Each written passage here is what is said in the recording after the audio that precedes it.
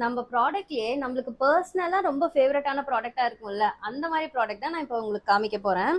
அதான் நம்ம petals glow Kumkumadi serum. இவர் எப்படி லான்ச் ஆனாரு தெரியுமா? எனக்கு ஆக்சுவலா சிக்கன் பாக்ஸ் வந்துச்சு. ஹெட்ல இருந்து டோ வரைக்கும் ஃபுல்லா கொப்பளமா வந்துருச்சு. சிக்கன் பாக்ஸ் வந்தா சும்மா இருக்கணுமா? எங்களுக்கு வேற நெயில்ஸ் இருக்கா, எல்லா கொப்பளமும் நோண்டிட்டேன். சிக்கன் பாக்ஸ் போயிடுச்சு. ஆனா அந்த நோண்டுற இடத்துல இருந்த மார்க்ஸ் போகவே இல்லை.